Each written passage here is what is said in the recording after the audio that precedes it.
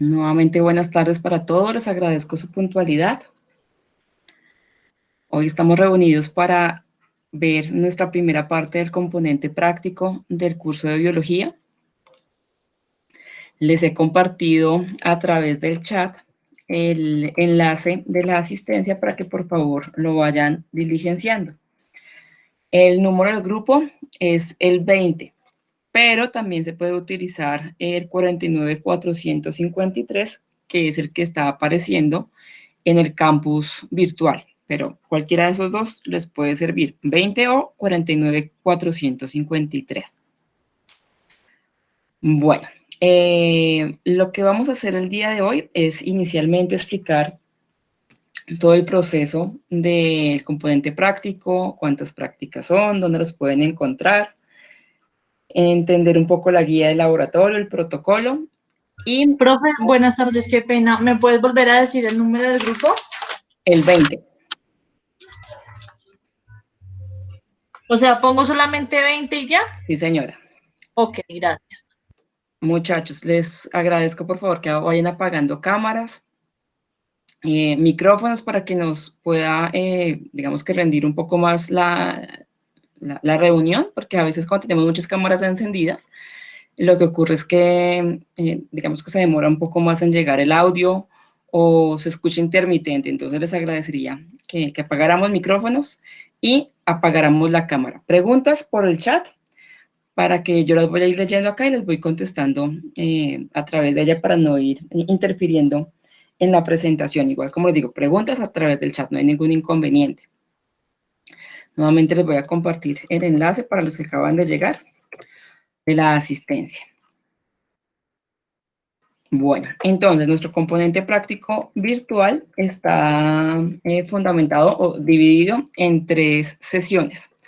Hoy, 24 de octubre, vamos a estar desde las 2 de la tarde hasta las 6 viendo práctica 1, que es microscopía, y práctica 2, la célula.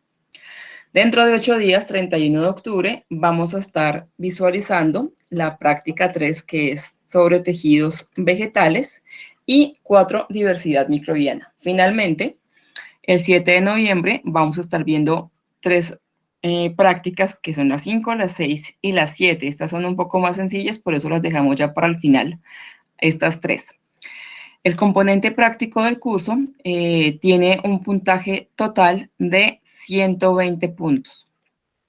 Es un puntaje bastante alto si nos fijamos en comparación con otras tareas. Por ejemplo, la tarea 3, que es la que estamos realizando en este momento, tiene 80 puntos.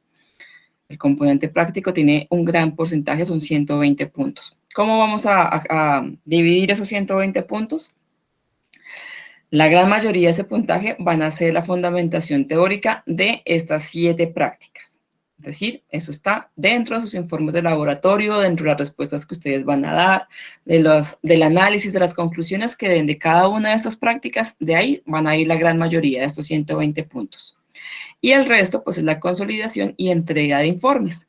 Solo se entrega un documento que consolida estas 7 prácticas. Ellos no solo van a entregar esto, se entrega al final de las 3 sesiones, o sea que estamos esperando que el 7 de noviembre terminemos nuestras sesiones sincrónicas. Mi sugerencia es que máximo a los 8 días hagan la entrega a través del aula virtual dispuesta para el componente práctico de ese único documento donde están consolidando las 7 prácticas. Entonces, ¿cómo nos vamos a dividir cada una de esas sesiones? Primero es una conceptualización teórica que está a mi cargo, donde les voy a explicar cada uno de los fundamentos teóricos de cada práctica. Más o menos nos demoramos 1 hora, hora y media en esta fundamentación, y luego ustedes deben trabajar en el desarrollo de esa práctica y por ende deben hacer la realización del informe de laboratorio correspondiente a cada una de las prácticas. Es decir, que espero que hoy ustedes a las 6 de la tarde ya tengan listo el informe 1 y 2 de nuestro componente práctico. Es una sesión sincrónica. Yo les escribí a través del correo interno del curso, del institucional y también del foro del componente práctico, dejándoles ahí el grupo de Skype que he dispuesto para el componente práctico. Es muy diferente al que tenemos de biología porque ahí están la gran mayoría de estudiantes. En este que les habilité para el componente práctico solamente serían ustedes 45 que son los que están en este momento dispuestos para este componente práctico. Entonces, permítanme reviso preguntas.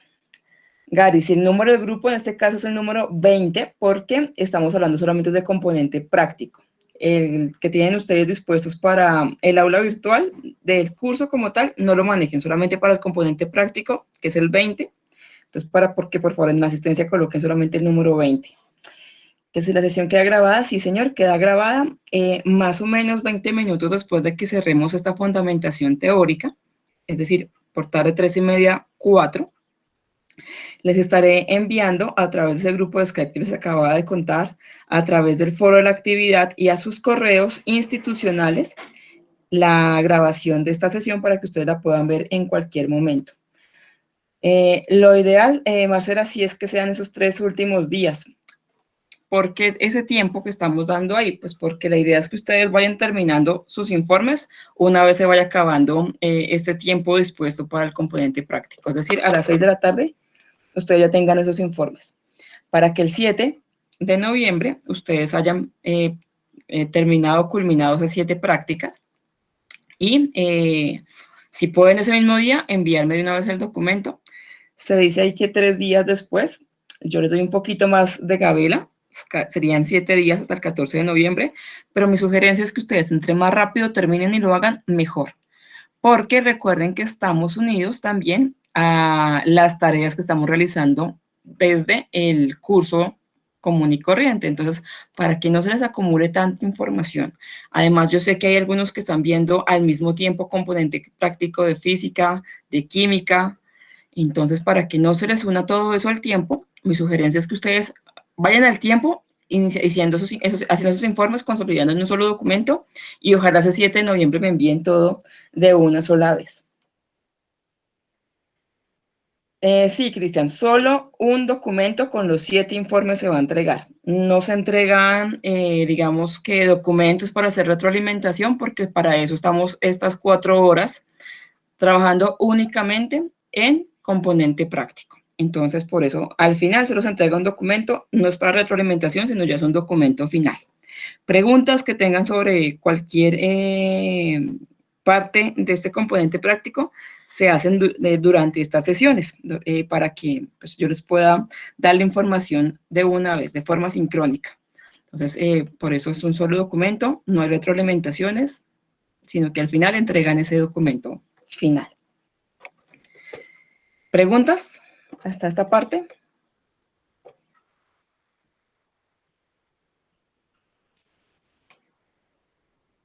Bueno, voy a compartir un momentico la ventana para que puedan observar por dónde vamos a ingresar rápidamente a nuestro curso y de esa manera ya iniciaríamos con la explicación.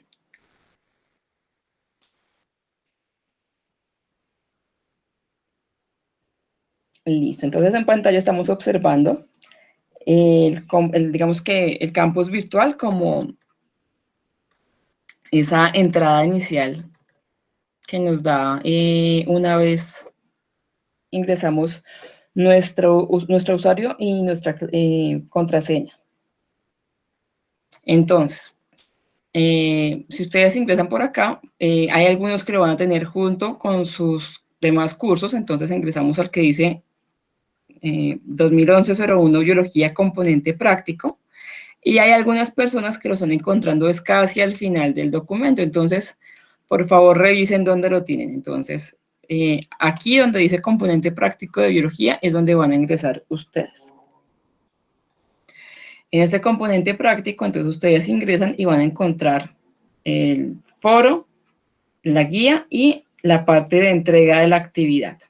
En el foro como tal es donde les estoy enviando la información base del documento. Entonces, por ejemplo, aquí tenemos un mensaje de Carlos.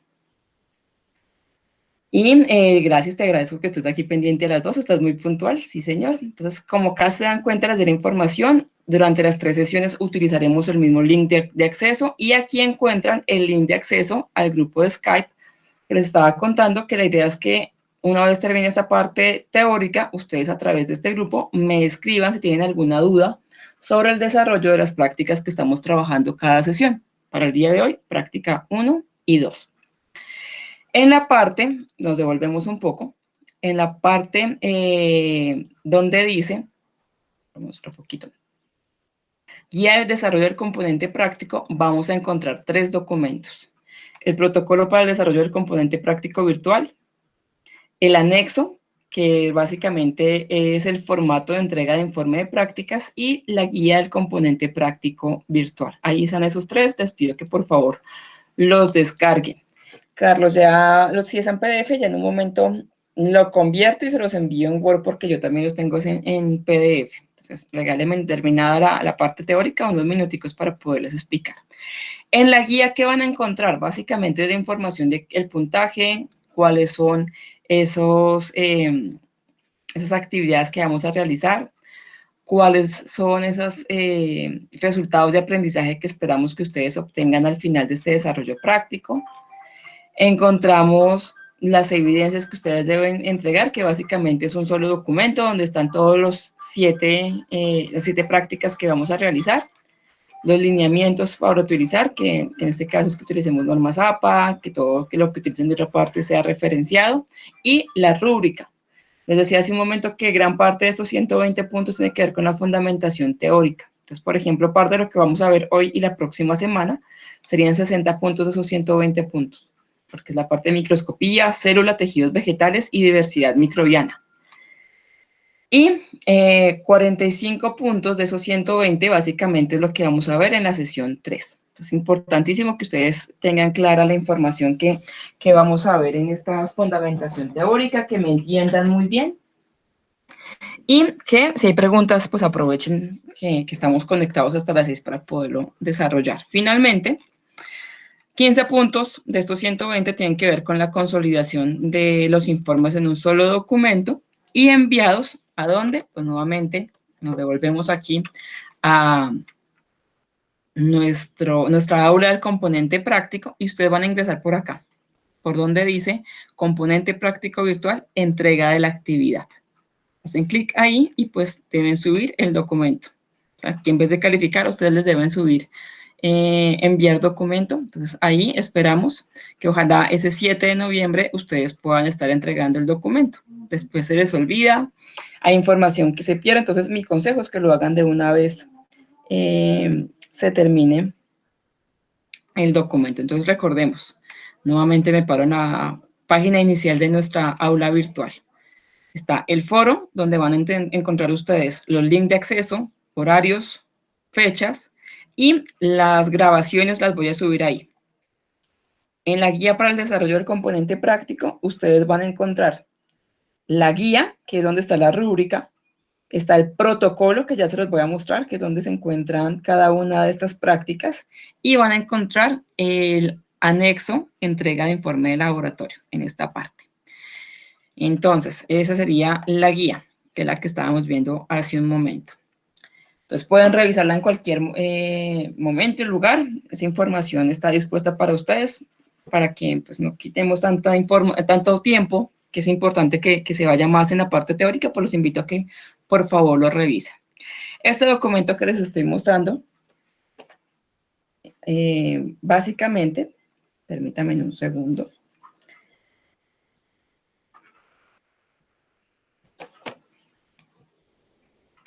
Les voy a compartir el documento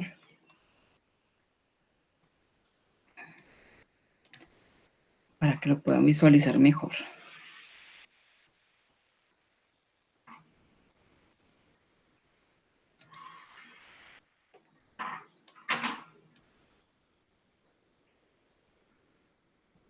Listo. Entonces, les decía hace un momento, aquí está la guía de la actividad. Entonces, en la parte de la rúbrica, como tal, van a encontrar esos 120 puntos, cómo se van a distribuir, y aquí está básicamente la información que se pide para cada uno de esos informes. Entonces, aquí práctica 1, 2, 3 y 4, básicamente son 60 puntos. 5, 6 y 7 son 45 puntos y 15 puntos tiene que ver con la consolidación y entrega de ese informe de laboratorio. Listo. Si nos devolvemos a la parte del protocolo, ahí tendrán ustedes la información de las 7 prácticas de laboratorio. Ese documento es vital que lo tengamos claro porque va a estar toda la información necesaria para el desarrollo de las 7 prácticas de laboratorio. Ya, vamos a aumentarle un poquito el tamaño.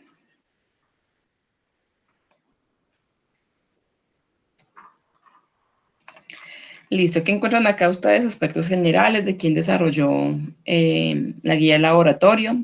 Se está haciendo en este caso una parte virtual debido a la emergencia sanitaria en la que nos encontramos. Normalmente este componente práctico era presencial y nos encontrábamos directamente en un laboratorio, pero pues debido a las condiciones en las que estamos, por cuidarnos todos, es mejor que lo hagamos de esta manera. Entonces, están las características generales y las 7 prácticas que vamos a trabajar. Hoy vamos a trabajar las 2 primeras, microscopía y la célula. Características generales, los invito a que por favor lo lean más adelante. Y empieza el desarrollo de cada una de esas prácticas de laboratorio. Entonces, práctica 1 será parte de microscopía. Las temáticas que esperamos tener acá es identificar los componentes y la manipulación del microscopio para observación de muestras. Permítanme un segundo que tenemos aquí una pregunta.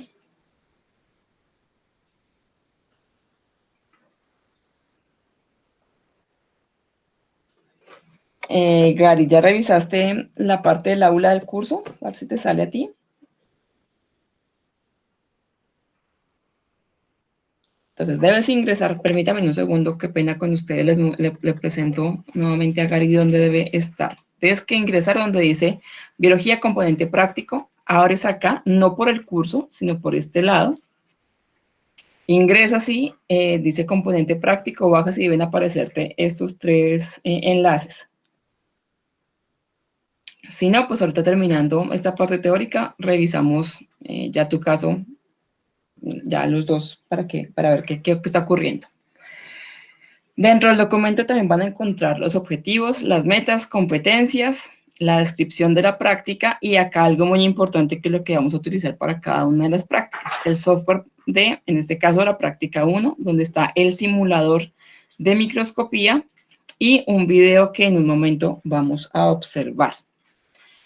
Entonces, la sugerencia, muchachos, es que ustedes, terminando esta charla teórica, ingresen de una vez a este simulador. Entonces, de una vez, lo que pueden hacer es control clic y habilitar el ingreso al simulador.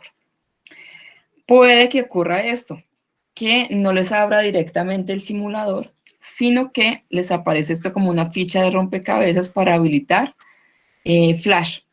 Únicamente lo que deben hacer es clic sobre esa ficha que aparece ahí y le dan permitir.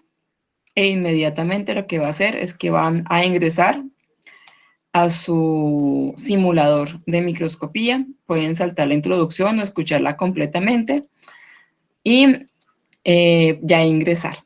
En el simulador pues van a encontrar el inicio, las normas que tenemos en el laboratorio, los objetivos, la parte de fundamentación que por favor les pido que la tengan muy en cuenta porque a partir de ella vamos a tener algunas preguntas del informe de laboratorio. Aquí encuentran los principios del microscopio, los poderes, para que también observen.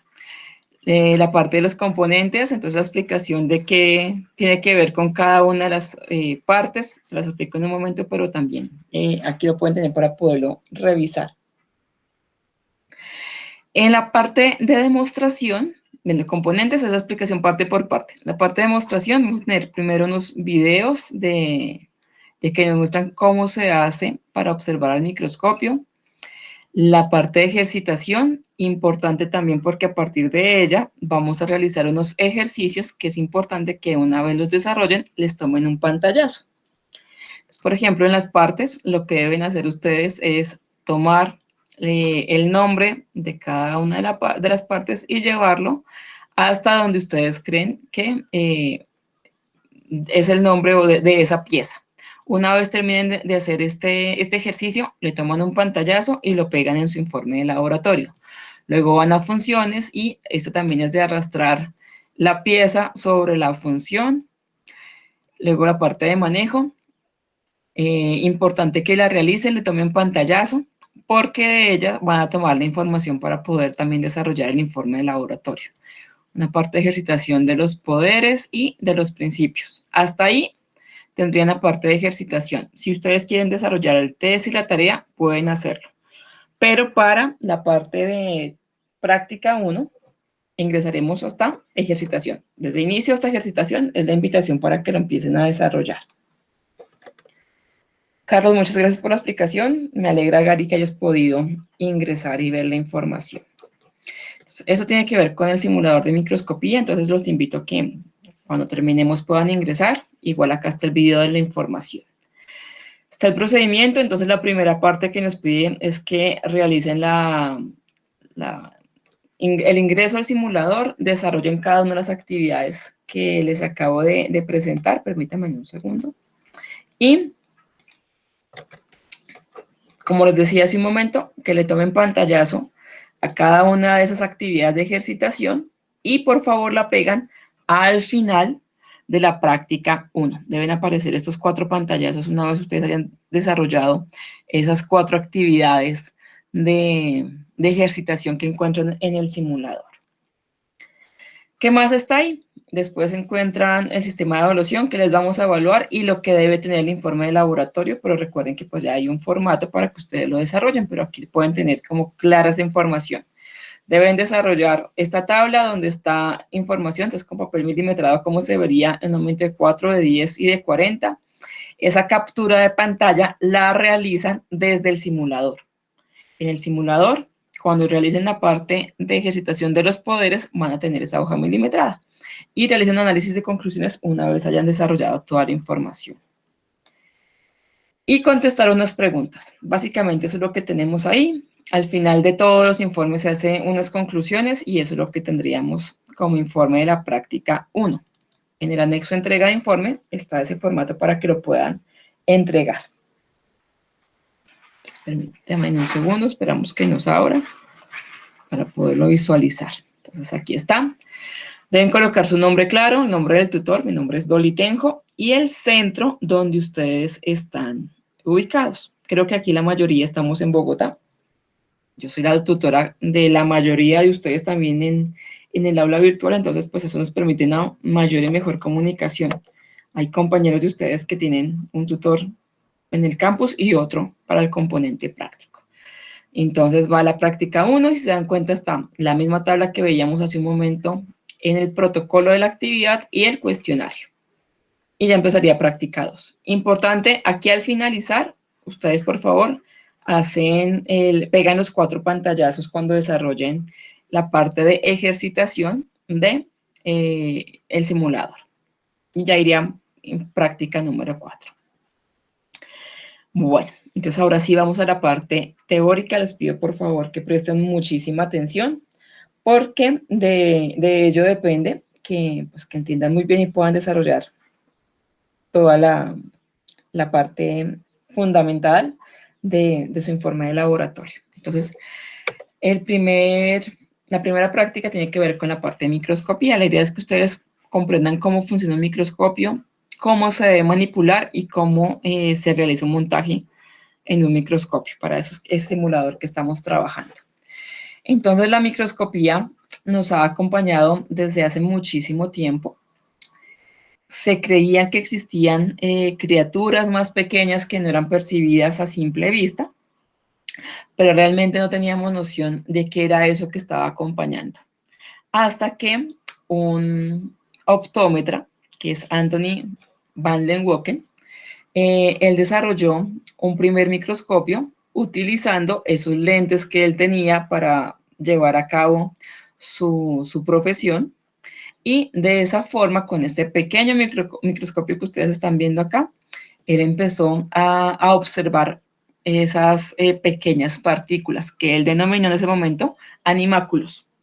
Él con este pequeño microscopio pudo identificar las células de las hojas, que ahí se dio cuenta que eran como unas pequeñas celdas, y por eso, por decir que eran como celdas, como pequeños ladrillitos, ahora el nombre que le damos a esas pequeñas criaturas que ellos conocían en ese momento los llamamos células, porque pensaron que eran celdas, ladrillos. Ahora se llaman células, pues, siguiendo un poco ese nombre que le había dado Anthony van Leeuwenhoek. También observó en un agua de charco pequeños organismos, como por ejemplo amebas. También encontró muestras de sangre, observó células sanguíneas, evidenció espermatozoides de una muestra de semen, y ahí empezamos a entender que no estábamos solos, que de verdad habían criaturas más pequeñas y que era necesario crear, digamos, elementos para poderlas visualizar. Entonces se empezaron a crear microscopios un poco más desarrollados, y aquí tenemos a Robert Hooke, que fue el que empezó también a encontrar otro tipo de organismos, como lo son los hongos.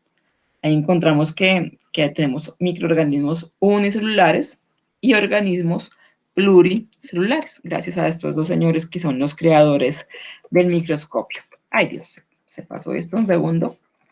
Entonces, pasamos de no conocer nada, pero creer que sí estábamos, no estábamos solos, sino que necesitábamos entender qué era lo que estaba ocurriendo, en este momento identificar ya varios grupos de microorganismos. Dentro de ellos encontramos bacterias, encontramos hongos, dentro de los hongos están levaduras, hongos microscópicos y hongos macroscópicos como el champiñón.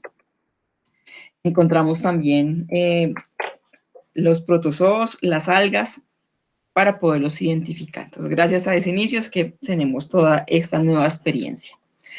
Este que tenemos aquí es un microscopio óptico, que es el que utilizamos generalmente para poder trabajar en el laboratorio. Si estuviéramos en el José Celestino Mutis, estaríamos utilizando uno de estos microscopios. Entonces, básicamente está dividido en tres grandes partes. La parte ocular, que es esto que tenemos aquí, donde están los oculares, los objetivos, los lentes básicamente de aumento, el brazo, que es este que está acá, que es el que me ayuda a sostenerlo, y la base. Vemos que son las tres partes principales o más grandes del microscopio. Vamos a entender cada una de esas tres partes, cómo se divide. Entonces, la parte superior, como les decía hace un momento, es el ocular. El ocular ya es por sí un lente. Siempre hay que visualizar, ya sea en la parte superior o inferior, ese lente, ¿qué aumento tiene? ¿Cuál es ese aumento que está manejando? Generalmente, este ocular vamos a encontrar el número 10X. ¿Qué significa eso? Que el lente tiene un aumento de 10 veces lo que se está observando. ¿De dónde viene la imagen que se va a observar acá? De los objetivos.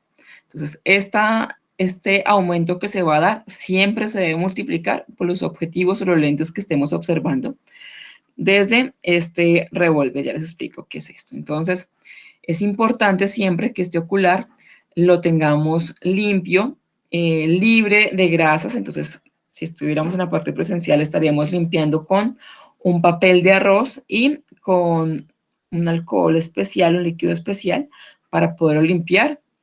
Así desinfectamos y sabemos que lo que se está observando realmente es la imagen que está en la lámina. Están unidos a un tubo y ese tubo nos lleva a un revólver. Se llama así porque cuando lo visualizamos tiene una forma muy parecida a un revólver donde van pues, las balas, pero en este caso lo que va unido a él no son balas, sino objetivos. Los objetivos son lentes que me permiten aumentar el tamaño de la imagen que estamos observando aquí en la lámina, que es donde iría en este punto. Generalmente, estos microscopios ópticos tienen 4 objetivos. Hay que siempre visualizar en esta partecita un color y el tamaño que tienen, que también son números. vamos a encontrar por lo general un objetivo que es de 4X, otro de 10X, otro de 40 y el más grande o el de mayor aumento, el de 100X. Significa que con el objetivo de 4 estamos aumentando 4 veces lo que está en la lámina, con el de 10, 10 veces, con el de 40, 40 y lo mismo con el de 100. Pero recuerden que hace un momento les decía que no solamente estos objetivos me están aumentando el tamaño, sino que en el ocular tenemos otro lente que me va a dar un aumento. Entonces, cuando yo estoy viendo con el objetivo de 4X, realmente no estoy aumentando solamente 4 veces lo que está ocurriendo en la lámina, sino que en este caso estamos viendo 4 por 10, estaríamos viendo 40 veces el tamaño de lo que está ocurriendo o lo que estamos observando en las láminas. El de 10, ¿cuánto sería, muchachos? Con el de 10X, ¿realmente cuántas veces estaríamos aumentando el tamaño de la imagen? Muy bien, Jorge. Estaríamos 100 viendo. veces, profe. Sí, señora. 100 veces estaríamos viendo lo que está ocurriendo ahí. Con el de 40. 400. Sí, señora. Y con el de 100. 1000 veces. 1000 veces. Perfecto. Muy bien. Entonces, siempre hay que tener claro cuál es el objetivo que estoy utilizando, tener en cuenta el aumento del lente del ocular para saber realmente el aumento que estamos manejando. Aquí les puse que generalmente son 10, pero hemos utilizado oculares que tienen un objetivo de 20X o de 15, entonces por eso es importante siempre revisar para cuestiones de información cuando estamos haciendo algún informe de laboratorio. Está el brazo, donde, como les decía, esto me sostiene la parte de los lentes, pero también me ayuda para poderlo trasladar de un lado al otro. Encontramos el carro, que es esta pieza negra que ustedes ven aquí. Sobre el carro encontramos unas pinzas donde se van a mantener las láminas y las laminillas. Aquí deberían ir ellas. Aquí se coloca la muestra y se asegura con las pinzas que les mostraba hace un momento. Una vez se encuentran aquí, pues utilizamos unos tornillos que se pueden encontrar al lado derecho o al lado izquierdo. Permítanme, les muestro la imagen anterior. Aquí tampoco se ve tan claramente. Donde hay unos tubitos a este lado o al otro lado que me permiten mover este carro a la derecha o a la izquierda o de adelante hacia atrás para que yo pueda visualizar mejor la muestra.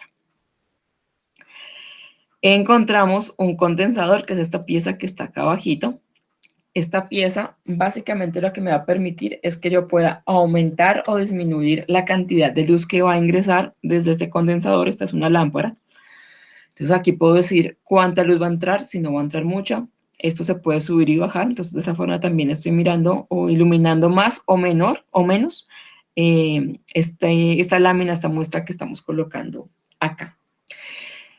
El condensador lo ubicamos dependiendo es de qué objetivo estamos utilizando. Entonces, generalmente, los objetivos de 4, 10 y 40X lo utilizamos para ver muestras de células un poco más grandes. Entonces, aquí podemos ver muestras de células animales.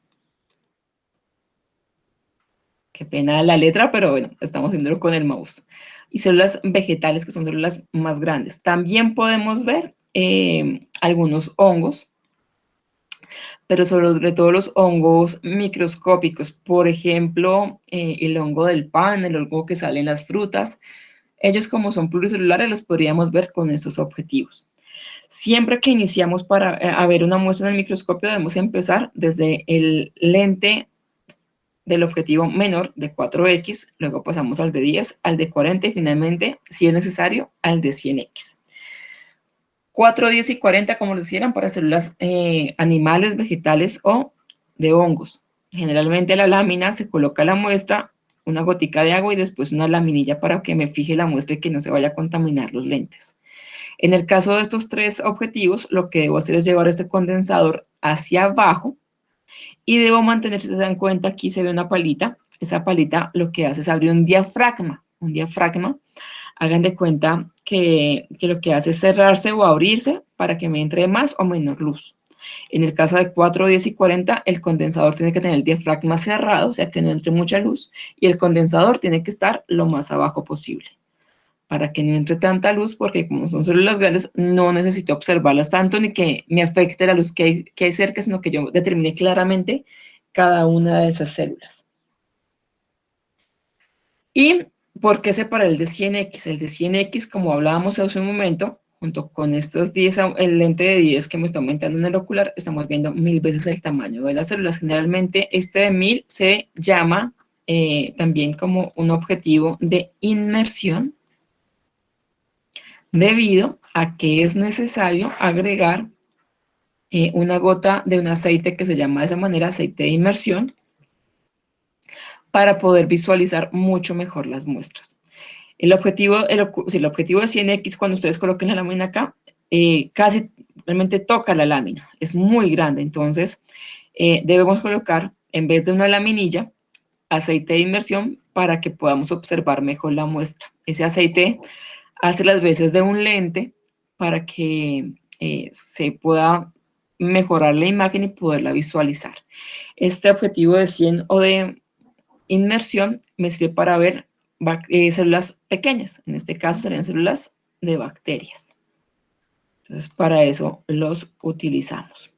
En el caso del objetivo de 100X, el condensador debe ir completamente arriba, lo más pegado al carro posible, y el diafragma completamente abierto.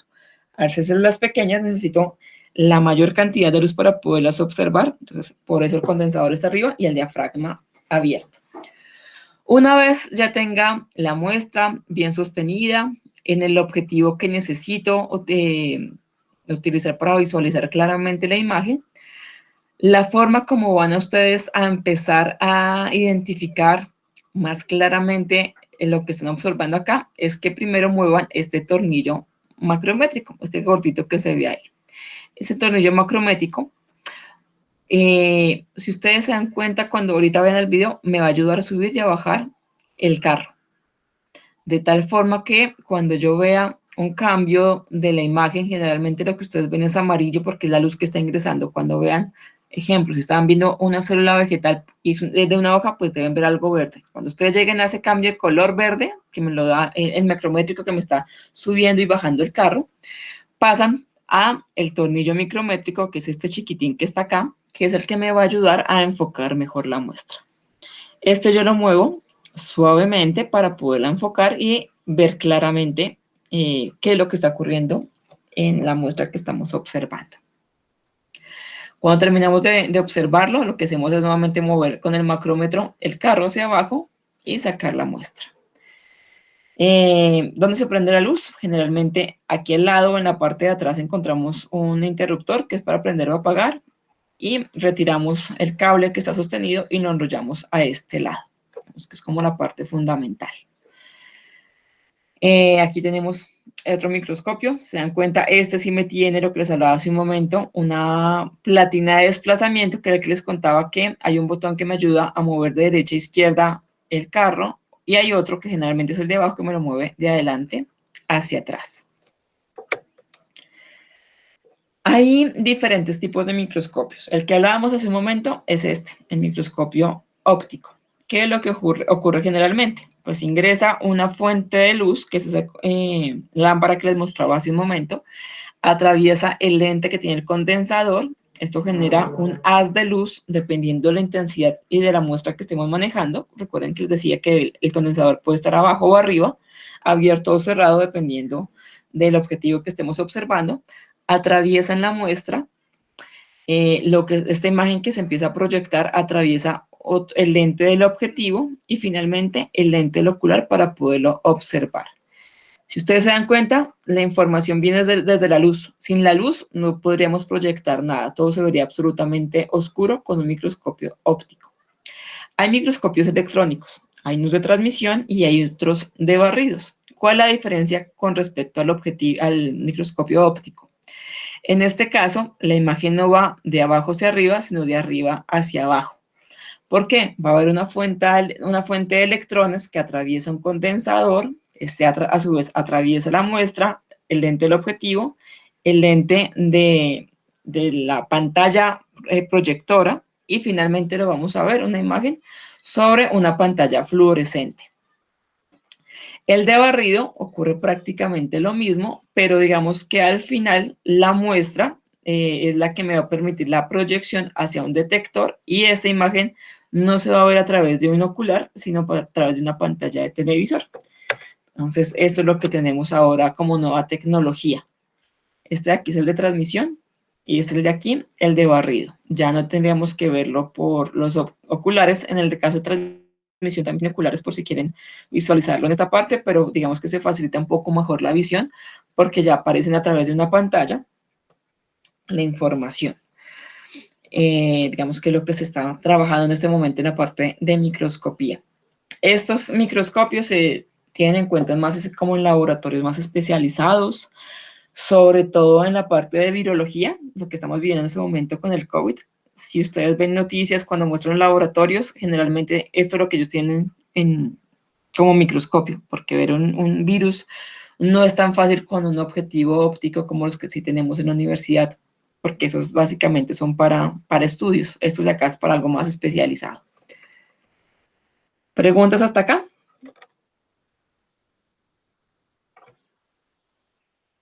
Bueno, les voy a ir proyectando el video que les contaba hace un momento. Este video lo van a encontrar ustedes en el simulador. Entonces, para ir ganando tiempo, se los voy a ir mostrando. Básicamente nos van a mostrar cómo utilizar el microscopio, las partes del microscopio, y va a ser más claro pues porque ya se ve claramente dentro de este instrumento qué es lo que está ocurriendo. Entonces, por favor, me indican si están escuchando el sonido. ¿Se escuchó el sonido? Sí, profe, perfecto. Listo, perfecto. Entonces vamos a escuchar a nuestra profe Yuri. Yuri en este momento ya es la líder de nuestra escuela de educación. En el video en ese momento hacía parte, eran de nuestro curso de biología. Ahora ustedes las van a encontrar como la líder zonal aquí en Bogotá de la escuela de educación.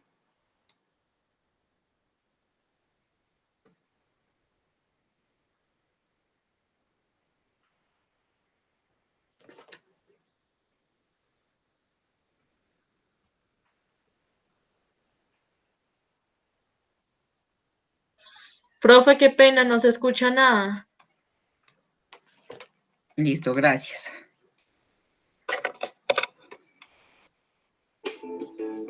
¿Mejor? Sí, mejor. Listo. El microscopio se define como un instrumento óptico formado por un sistema de lentes que amplía los objetos extremadamente pequeños para posibilitar su observación. A continuación se describen las partes que lo conforman. El tubo es una cámara oscura unida mediante una cremallera. Tiene el revólver con los objetivos en su parte inferior y los oculares en el extremo superior. Los oculares se denominan así porque están muy cercanos al ojo. Su función es la de captar y ampliar la imagen formada en los objetivos. Nunca se deben tocar las lentes con las manos. Si se ensucian, se deben limpiar muy suavemente con un papel de óptica. Ese era el papel que les decía hace un momento, es el papel de arroz, que es muy suave y no permite que se rayen los lentes. El brazo es una columna perpendicular al pie. Puede ser arqueado o vertical y une al pie con el tubo. Los objetivos están colocados en la parte inferior del tubo, insertados en una pieza metálica denominada revólver, que permite cambiarlos fácilmente. Estos generan una imagen real, invertida y aumentada. Los más frecuentes son los de 4, 10, 40 y 100 aumentos. Este último de 100x se llama de inmersión, ya que para su utilización se necesita aplicar aceite de cedro sobre la preparación y se utiliza para observar láminas coloreadas. La platina es una plataforma horizontal con un orificio central sobre el que se coloca la preparación, que permite el paso de los rayos procedentes de la fuente de iluminación situada por debajo. Dos pinzas sirven para retener el portaobjetos sobre la platina y un sistema de cremallera guiado por dos tornillos de desplazamiento que permite mover la preparación de delante hacia atrás o de izquierda a derecha y viceversa. El condensador es un sistema de lentes situadas bajo la platina. Su función es la de concentrar la luz generada por la fuente de iluminación hacia la preparación.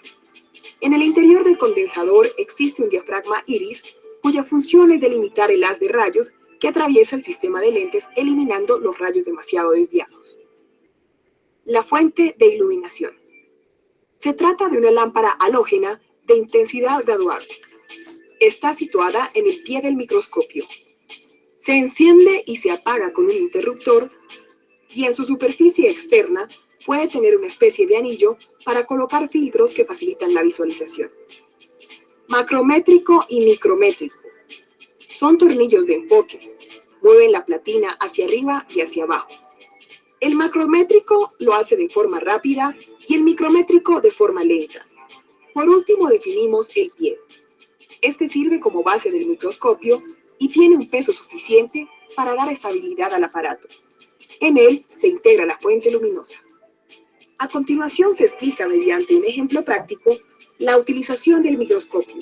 Para esto se procede a realizar un montaje húmedo de la siguiente manera. Tome con un gotero agua estancada o de solución de tierra de infusorios. Coloque la gota de agua estancada o de solución de tierra de infusorios sobre una lámina portaobjeto. Posteriormente acerque una laminilla en posición oblicua y apoyando una arista sobre la lámina al lado de la gota, déjela caer suavemente. La preparación debe quedar completamente cubierta y embebida en el líquido. Ahí la sugerencia de esos 45 grados es porque lo ideal es que no queden burbujas dentro de esta lámina y laminilla. Entonces, lo que se ha descubierto es que cuando colocamos esa lámina o laminilla a 45 grados y la dejamos caer suavemente, disminuimos en gran medida que ingresen burbujas a esta muestra. Evite el exceso de agua en los bordes de la laminilla. Para esto retire el exceso con papel absorbente. A continuación observe el montaje realizado en el microscopio y para eso tenga en cuenta los siguientes pasos. Coloque el objetivo de menor aumento en posición de empleo y baje la platina completamente.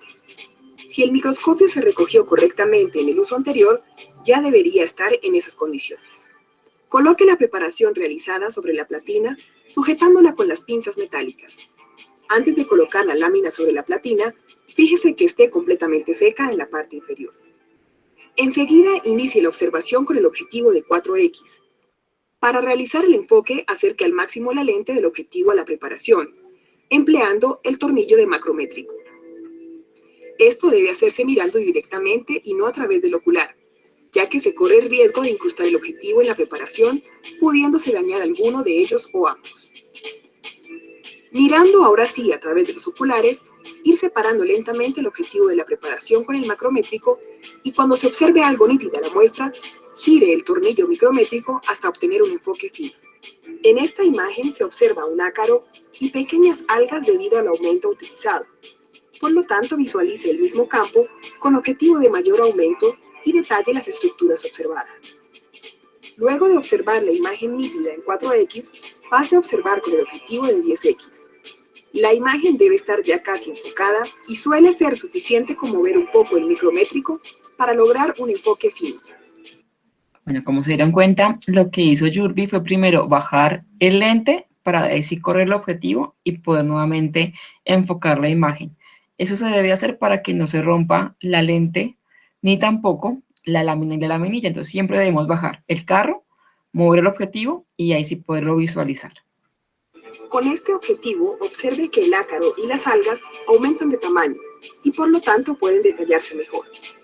Posteriormente, utilice el objetivo de 40X. Este enfoca a muy poca distancia de la preparación y por ello es muy fácil que ocurran dos tipos de percance. Uno, incrustando en la preparación si se descuidan las precauciones anteriores y dos, mancharlo con aceite de inmersión si se observa una preparación que ya se enfocó con el objetivo de inmersión. En 40X, con el aumento del objetivo, de igual manera aumenta el tamaño del observado. Detalle cómo el ácaro puede observarse solo por partes y las algas se visualizan mejor. Para el empleo del objetivo de inmersión, vamos a observar una lámina coloreada y para esto baje totalmente la platina y suba totalmente el condensador para ver claramente el círculo de luz que nos indica la zona que se va a visualizar y donde habrá que echar el aceite. Luego gire el revólver hacia el objetivo de inmersión, dejándolo a medio camino entre este y el de 40X. Coloque una gota mínima de aceite de inmersión sobre el círculo de luz. Termine de girar suavemente el revólver hasta la posición del objetivo de inmersión. Mire directamente el objetivo. Suba la platina lentamente hasta que la lente toque la gota de aceite. En este momento se nota como si la gota ascendiera y se adosara a la lente. En esta imagen se muestran espirilos provenientes de una muestra de agua estancada, los cuales fueron coloreados previamente. Observe cómo al mover el tornillo micrométrico, la imagen se vuelve más nítida. Para obtener una imagen nítida, debe enfocar cuidadosamente con el tornillo micrométrico. La distancia de trabajo entre el objetivo de inmersión y la preparación es mínima, aún menor que con el de 40X, por lo que el riesgo de accidente es muy grande. Una vez finalizada la observación de la preparación, baje la platina y coloque el objetivo de menor aumento girando el revólver. En este momento puede retirar la preparación de la platina. Nunca se debe retirar la lámina con el objetivo de inmersión en posición de observación. Es importante limpiar el objetivo de inmersión con cuidado, empleando un papel especial para óptica y silol. No use pañuelo. También debe comprobar que los demás objetivos estén perfectamente limpios. Es importante tener en cuenta que los tornillos plateados del microscopio no se deben mover, ya que estos son los que sostienen las piezas correspondientes. Al finalizar el trabajo, debe dejar puesto el objetivo de menor aumento en posición de observación. Asegúrese de que la parte mecánica de la platina no sobresalga del borde de la misma y déjelo cubierto con su funda. Finalmente, tenga en cuenta que para transportar el microscopio, debe tomarlo del brazo del aparato con una mano y con la otra de la base, siempre en posición vertical, pues al voltearlo se pueden caer las lentes y el espejo. Listo. Este video fue grabado aquí en Bogotá, en el José Celestino Mutis. Entonces conocimos parte de nuestro laboratorio. Entonces, como les decía hace un momento, este video que acabamos de observar lo encuentran ustedes en el protocolo de laboratorio, la práctica 1, en la parte de software a utilizar. Es este video que está acá. Observación de videos de microscopía, y acá está el video de microscopio. Y para trabajar, como decía al inicio de esta sesión, deben ingresar aquí al simulador. Entonces, para los que llegaron hace poco, para ingresar al simulador, simplemente hacer control clic sobre el enlace o simplemente copian el enlace, lo llevan a su navegador de confianza, lo copian y les debe llegar esta información. Recuerden que si no les aparece, voy a abrirlo desde otro navegador para que nos ocurra lo de el ingreso que a veces se queda nulo. Si no aparece la información, es importante que ustedes le activen Flash. Dejémoslo acá que no me lo permitió agregar. Desde este, bueno. Entonces copiamos el enlace.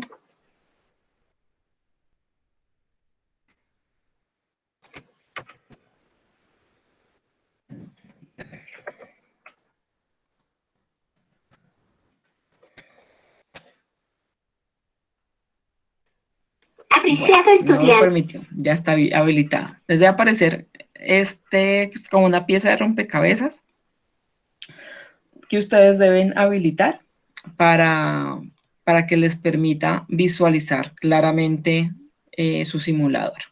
Si tienen inconvenientes cuando lo vayan a hacer, por favor me escriben a través del grupo de Skype que tenemos habilitado para poderles contestar. Sí, Jorge, es el 20 que estamos manejando.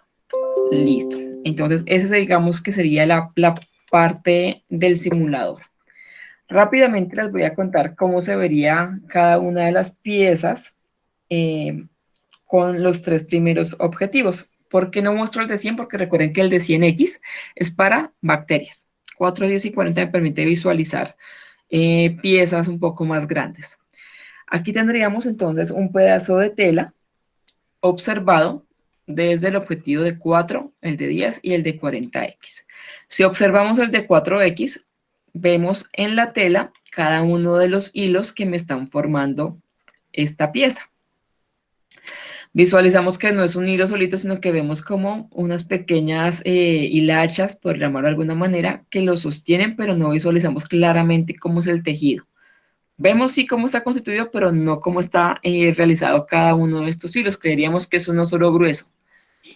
Vamos al de 10X y gracias a que el condensador se abrió un poquito más, puede entrar un poquito más de luz y visualizamos que no se ve entero cada hilo, sino que cada uno de esos que creemos que era un solo hilo son varias piezas, varios hilos que están creando a uno solo, varias piezas. En el de 10X, comparado con el de 40, vemos solamente una pequeña parte, generalmente es esto que tenemos aquí, de lo que estamos observando desde el de 4X. En el de 40X vamos a ver solamente uno de estos cuadritos. Entonces, realmente el campo visual que estamos obteniendo en cada uno de los objetivos varía. Al mayor aumento, menor área de la muestra vamos a observar. En el de 40X podemos visualizar más claramente cómo está constituido cada uno de estos puntos del hilo, que son varios hilos que están constituyendo cada una de estas piezas y cómo se están entrelazando una con la otra. Está el del papel milimetrado, que esta información ustedes lo van a encontrar cuando hagan la parte de ejercitación y los poderes en el simulador.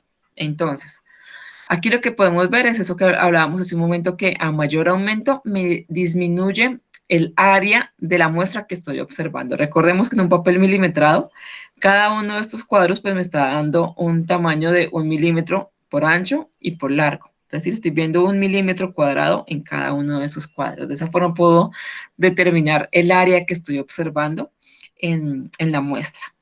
En el de 4X pues podemos ver 1, 2, 3, casi 4 cuadritos visualizándolos. Entonces podríamos decir que podemos ver casi 4 milímetros de la muestra que se encuentra presente en la lámina. Si ustedes se dan cuenta, pues podemos ver claramente las líneas divisoras. Vemos que el papel está formado. Creemos que por pequeñas piezas, ya sabemos que es de celulosa, que es de papel tomado de un árbol, pero no podemos ver más. En el de 10X, pues ya podemos ver que el área básicamente es casi 2 milímetros. Hemos reducido casi a la mitad el área, pasando del objetivo de 4 al de 10X. Y observamos mucho mejor cómo están formadas cada una de las líneas que me dividen este papel milimetrado. En el de 40X, fíjense muy bien que ya no vemos un cuadro entero. Vemos una parte, es decir, que en el de 40X el área que estamos observando es menos de 1 milímetro. Y fíjense, por favor, en la línea divisora, en esa parte verde, ya no se ve una línea continua, sino vemos cada uno de los puntos que me conforman, pues en gran escala, esa línea divisora del papel milimetrado. Con esto y con lo que les acabo de mostrar de la tela, podemos hablar de algunos poderes que tiene el microscopio. Por ejemplo, tiene el poder de aumento, que es la medida, es una medida básicamente que me presenta la capacidad que tiene el microscopio de poderme agrandar la imagen.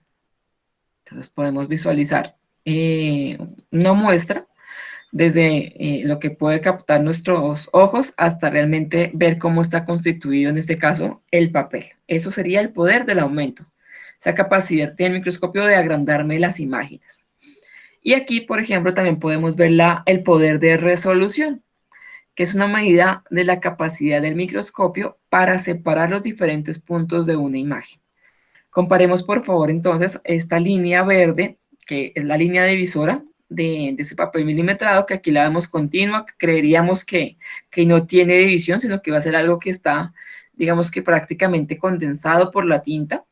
Pero si vamos al de 40X, ese poder de resolución, ahí sí me deja ver claramente esa separación que hay en los diferentes puntos de la imagen, que no es algo que está apretadito, bien condensado, sino que la tinta está distribuida, no me está rellenando toda la parte del papel, sino pequeñas partes de ella. Entonces aquí podríamos ver esos poderes que tiene el microscopio. Entonces, para esta práctica, entonces nuevamente los invito a que revisen el simulador. Si hay dudas, el video para que nuevamente lo podamos ver. Y con ello ya pueden desarrollar la práctica y el informe de laboratorio.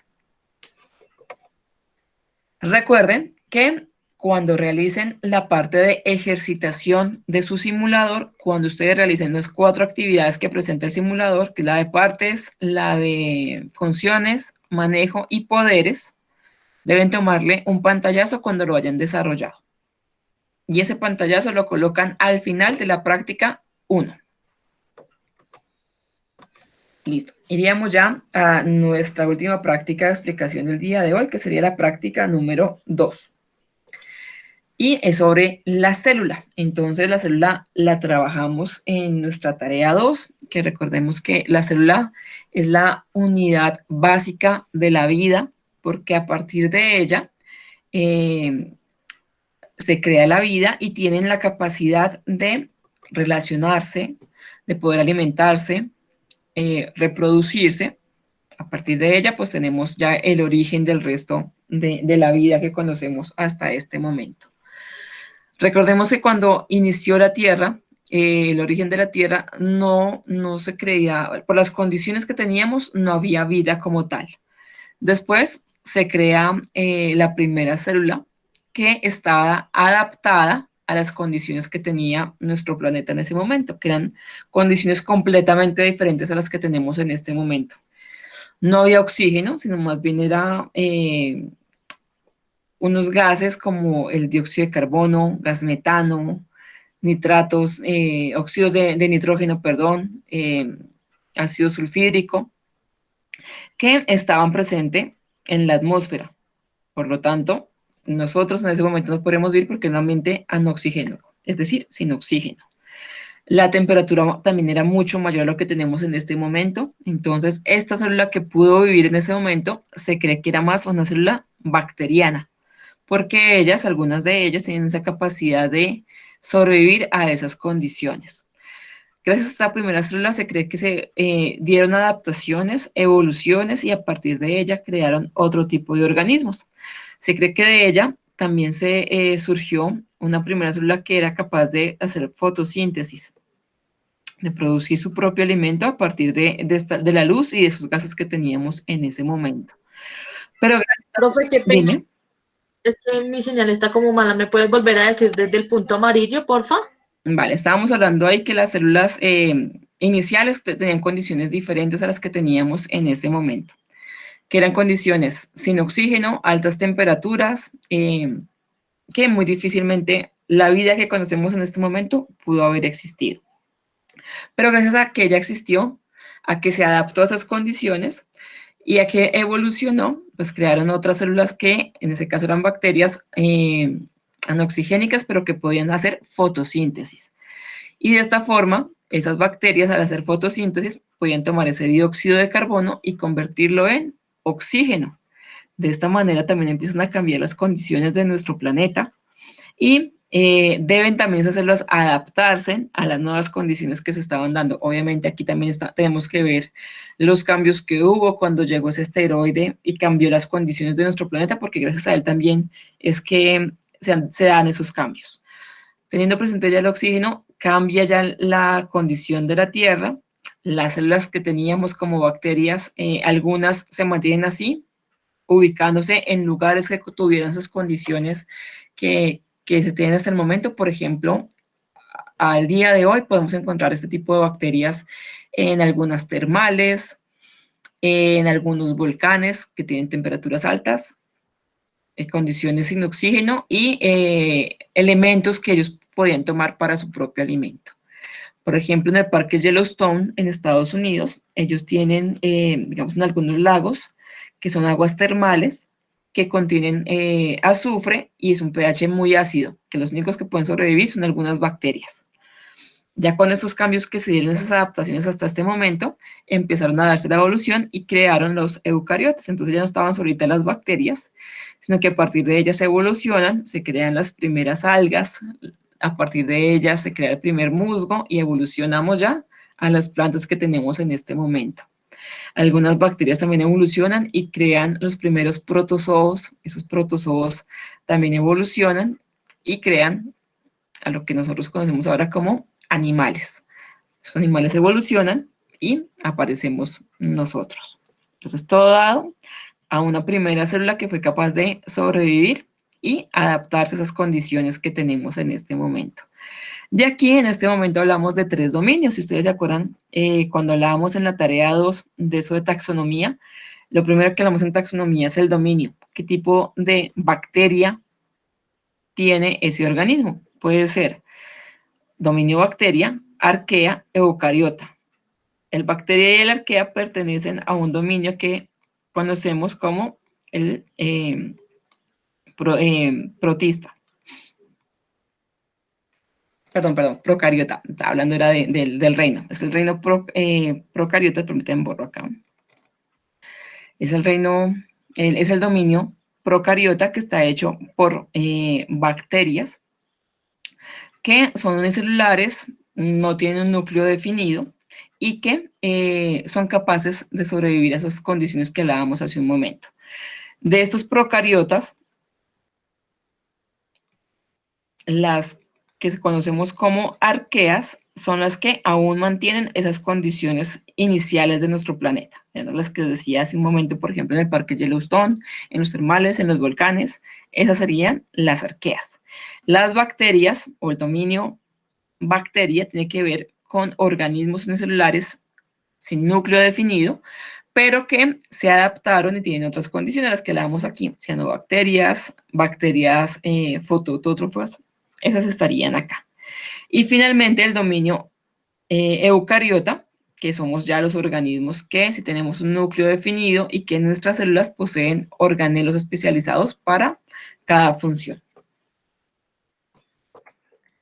Entonces, teniendo ya claras esas diferencias, pues aquí lo que tenemos son esas dos células que hablábamos hace un momento, el procariota y el eucariota. Recordemos que les decía que el procariota no tiene un núcleo definido, sí tiene ADN, pero es circular y está regado a lo largo del citoplasma. Y tiene otros organelos importantes para la vida, pero no son tan especializados. Tiene ribosomas, que son los encargados de sintetizar proteínas. Tiene una membrana nuclear que le permite ser permeable a algunas sustancias o impermeable a otras. La pared celular que le permite dar rigidez y forma y sobre todo protección contra la parte externa. La diferencia entre las bacterias y las arqueas, las dos son procariotas, es que las arqueas dentro de su pared celular tienen unas moléculas de ésteres y éteres que le permiten ser resistentes a las condiciones dadas por altas temperaturas, por pHs muy ácidos, pHs muy alcalinos, por condiciones muy altas de sal, lo que las protege a ellas y han permitido que hayan permanecido tanto tiempo con nosotros, es que tengan esos ésteres y éteres en su pared celular. Las bacterias también tienen pared celular, pero no tienen esa condición de poder sobrevivir a esas condiciones tan extremas. Siendo los dos procariotas, ya hay diferencias entre la una y la otra. Esto realmente se conoció hace poquito. Seguramente cuando ustedes estaban en el colegio seguían hablando de dos dominios, el procariota y el eucariota. Ahora hablamos de 3. Dominio bacteria, arquea y el eucariota. Recordemos que el eucariota sí tenemos un núcleo definido y bastantes organelos especializados. Por ejemplo, tenemos ribosomas, que les contaba hace un momento que son los encargados de sintetizar proteínas.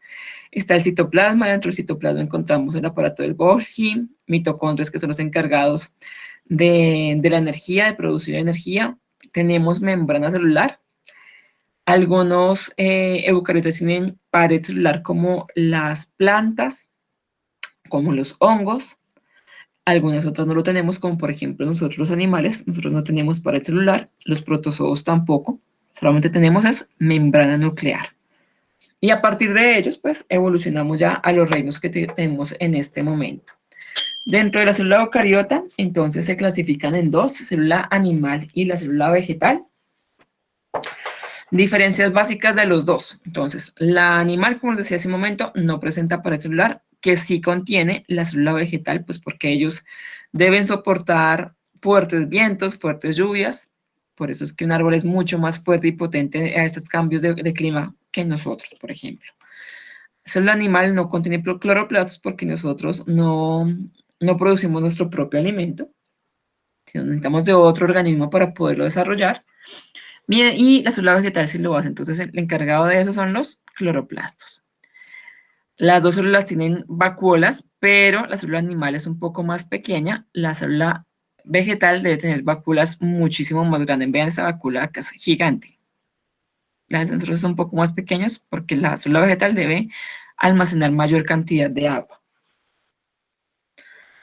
En el caso del célula animal, posee centriolos para almacenar el glucógeno, que es lo que contiene, digamos, que el carbohidrato principal de nuestras células. Y el de la célula vegetal es el almidón, que es el carbohidrato principal de ellos. El tamaño también varía. El de la célula animal está entre 10 a 30 micras. La célula vegetal es un poco más grande, puede estar entre 10 a 100 micras. Ya vamos entonces ya a adentrarnos un poco en lo que veríamos en el laboratorio. Importante, por favor, que presten atención a lo que viene acá, porque a partir de estas imágenes es que ustedes deben desarrollar la práctica de laboratorio y más el informe. Entonces, vamos a identificar algunas células animales y vegetales, el tipo de tinción que vamos a utilizar o que se utilizaría y cómo cambian a través de los diferentes oculares y objetivos del microscopio.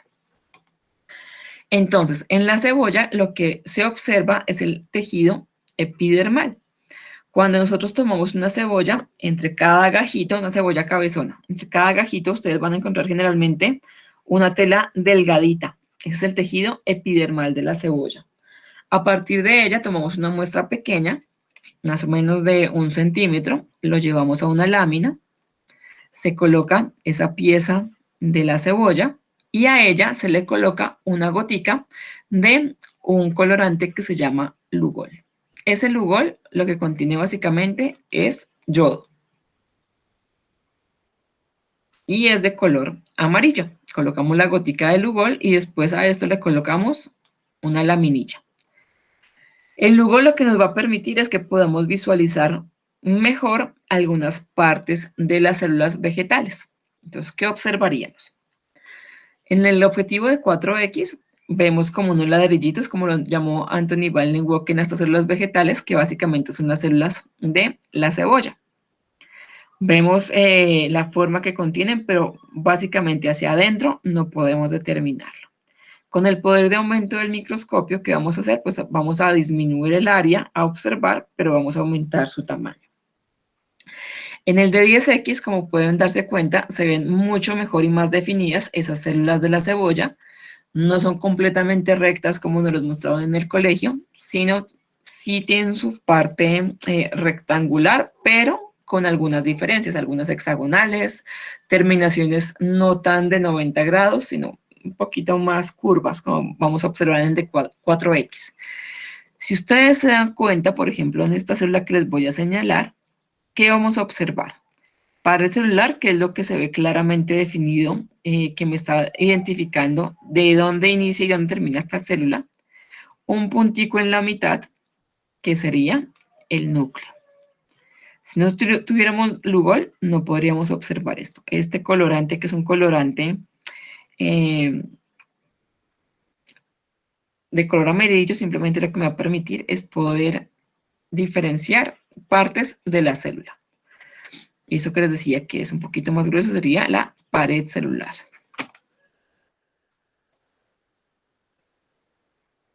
Eso es lo que podríamos ver en 10X. 40X, disminuimos el área, pero damos aumento. Si ustedes se dan cuenta, se ve algo más grueso que me define cada una de esas células. Eso más grueso sigue siendo la pared celular. Si observamos un poquito mejor, se alcanza a ver una línea transparente que me está, digamos que, bordeando esa pared celular. Esto casi transparente es la membrana celular. Y nuevamente, ese punto amarillo es el núcleo. Entonces, el colorante me ayuda a identificar estas partes que no podría ver sin color. Y el poder de aumento y de resolución del microscopio me permite aumentar el tamaño e identificar claramente qué es lo que está ocurriendo dentro del interior de esta célula. Clara la parte de la cebolla. Recuerden que es tejido epidermal. Es de protección de la cebolla.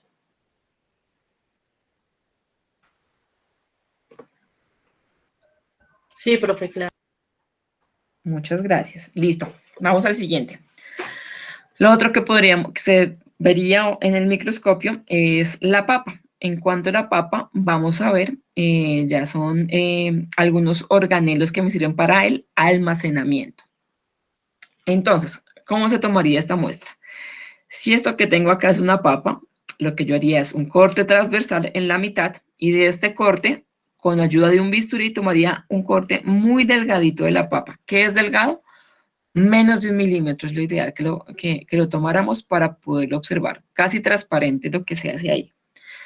Igual que en la muestra anterior, lo que hacemos es lámina, la muestra de la papa, en este caso también utilizamos Lugol, y colocamos la laminilla. ¿Qué queremos observar acá? Como les decía hace un momento, es un organelo de almacenamiento. En el caso de la papa, les contaba hace un momento, esa es una célula vegetal lo que lo contiene, y hace un momento les decía que las células vegetales tenían un carbohidrato principal. ¿Se acuerdan cuál era? ¿Glucógeno era? Es el de las células animales. Ah, ya. No importa, gracias. Bueno, el repaso. ¿Se acuerdan cuál es el de las células vegetales? ¿Cloroplastos? Los cloroplastos me sirven para hacer la fotosíntesis.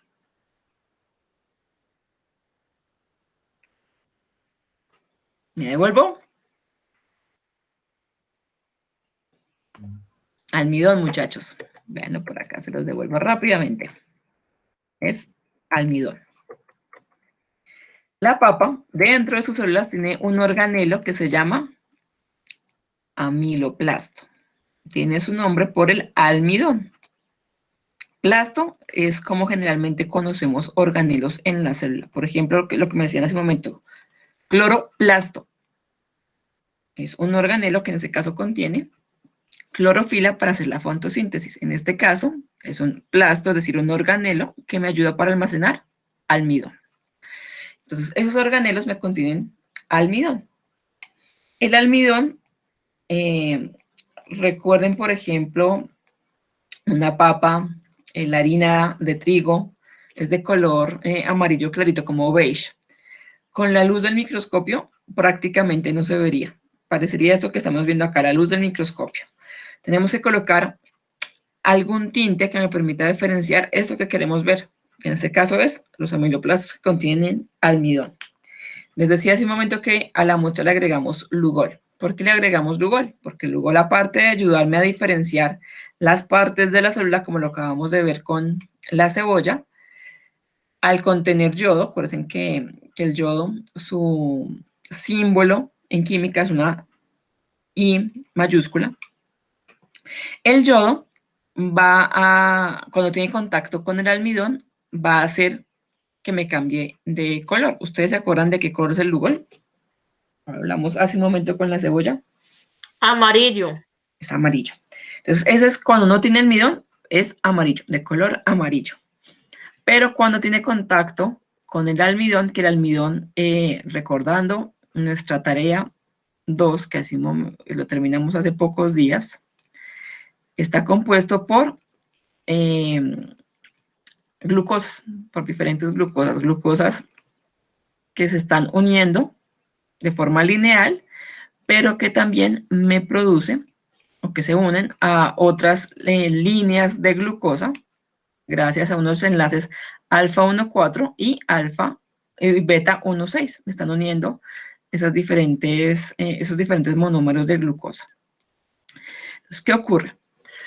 Ese es el almidón. Cuando ponemos el Lugol, lo que va a ocurrir es que este yodo que contiene el Lugol se van a unir a estos enlaces beta 1,4, es decir, los que están uniéndose una cadena lineal de glucosas con la otra. Exactamente, en ese enlace se va a unir el Lugol. Y cuando logra hacer esa unión, me va a cambiar de color amarillo a color morado. Se puede ver como un azul oscuro. Entonces me cambia o vira de color amarillo a morado, o recuerden que dependiendo del Lugol y de la luz que le dé la intensidad, se puede ver azul oscuro. Entonces, de esta manera, cuando yo le coloque el yodo a la papa, donde haya almidón, me va a cambiar el color de amarillo a morado. ¿Queda clara esa fundamentación? ¿Qué fue lo que pasó ahí?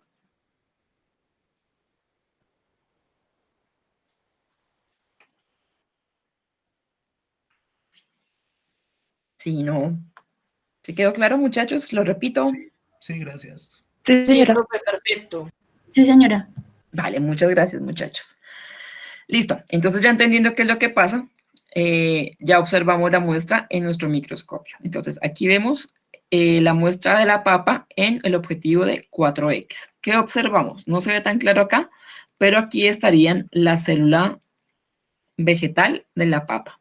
Encontramos algunos organelos que me está señalando el Lugol, que lo vemos de color amarillito, pero más grandes y de un color morado muy fuerte. Empezamos a observar dónde están esos amiloplastos, las diferentes células y dónde está presente los amiloplastos. Vemos esto en general, pero no claramente cada amiloplasto. Vamos al de 10X y aquí sí observamos la separación de las células con su pared y membrana celular, pero realmente lo que nos permite ser más claro es el Lugol donde está la presencia del almidón, porque claramente se observa dónde está ese amiloplasto. Para no escribirlo acá, nos devolvemos. Vemos que esta célula tiene bastantes amiloplastos, como hay otras que solamente contienen uno. Y en el de 40X sí observamos ya claramente el interior de estos organelos. Si ustedes recuerdan, en nosotros veíamos una célula grandotota, pero no veíamos bien ese organelo. En el de 40X, ese poder de aumento y de resolución me permiten que yo pueda observar claramente el interior de esta célula, y en este caso, gracias a la acción del yodo sobre el almidón, lo pueda identificar este organelo que es el amiloplasto. Recuerden que en este caso estamos viendo es dentro de las células aquellos organelos que tienen la función de almacenar, en este caso almidón. En el microscopio también podríamos observar hojas de algunas plantas para ver cómo ocurre ese proceso de fotosíntesis. Hace un momento me hablaban de los cloroplastos. Aquí los vamos a observar. La elodea es una planta acuática que la característica principal es que sus hojas son muy delgaditas, son muy pequeñitas. Entonces, al colocarlas en el microscopio, fácilmente podemos identificar las células que lo componen y el interior de ellas. Por eso es la que más se utiliza en el laboratorio. Entonces, esta observación es bastante sencilla. En una lámina se coloca la hojita de la elodea, que es más o menos de esta forma, es pequeñita. La más grande que he visto mide centímetro, centímetro y medio, son muy pequeñitas. Se le coloca una gota de agua y la laminilla y se empieza a observar. No se coloca ningún colorante, pues porque fácilmente los vamos a poder identificar. Entonces, 4X, vemos las celdillas que hablaba Anthony Wallenwoken, esas células. Vemos un color verde definido y ya. 10X, vemos un poco mejor esas divisiones de las células que creemos que es la pared celular, la membrana, citoplasma, y vemos ya claramente algo verdecito. Esos son los cloroplastos. Pero en el de 40X, fíjense muy bien, ahora sí podemos ver claramente la división de las células. Vean hasta que les estoy señalando. Bueno, se me pone un poquito la mano. Se ve pared celular, voy a colocar la P para que nos acordemos. Esta más delgadita de acá arribita que está sobre esa pared celular iría la membrana celular. Todo lo que está en el interior sería el citoplasma. Y Profe, qué pena, ¿puedes volver a repetir la de 40X? en 40X estamos observando ya el interior de la célula. Claramente se ve la célula bien definida. La parte gruesa y externa de cada célula es la pared celular. La interna, si alcanzan a notar acá, es la membrana celular. Todo lo que está dentro de esa célula, recuerden que se llama citoplasma. Y cada uno de estos organelos verdes que se ven muy bien definidos serían, ahí sí, los cloroplastos. Recordemos que la función de los cloroplastos es almacenar clorofila, y la clorofila es la que le permite a las plantas, junto con la ayuda del sol, del agua y de los minerales, hacer la fotosíntesis. Entonces, eso es lo que podemos ver en el objetivo de 40X, claramente definida esas células. ¿Qué se observa también acá? Esos cloroplastos van a hacer un movimiento permanente y giratorio cuando hay la presencia de luz, es decir, cuando está la luz del sol o cuando tenemos una luz artificial, como en este caso la lámpara que tiene el microscopio, haciendo un proceso que se conoce como ciclosis. La ciclosis es, digamos que, la respuesta que tienen estos cloroplastos a la luz para que se active y que empiece a realizarse la fotosíntesis. Entonces, ¿qué observaríamos? Normalmente observaríamos al principio los cloroplastos a lo largo de toda la célula, pero más o menos hacia los 5 minutos de que estén en contacto con la luz, en este caso una luz artificial que le estamos dando con el microscopio, lo que vamos a ver es que van a estar en un movimiento giratorio permanente y van a estar casi siempre recostadas sobre la membrana celular y dándole vueltas así, más o menos como un baile de esta manera, yendo de un lado hacia el otro. Eso se llama ciclosis y, como les digo, es un movimiento permanente que hacen ellas cuando hay luz para activarse y empezar a hacer ese proceso de fotosíntesis. Bueno, otro organelo que podemos observar con la ayuda del microscopio es los cromoplastos. Entonces, como les decía hace un momento, esa parte final de la palabra significa organelo, plasto, y cromo significa color. Organelos encargados de dar el color, en este caso, a las plantas. Y para poderlo observar, aquí en este caso utilizaríamos al tomate.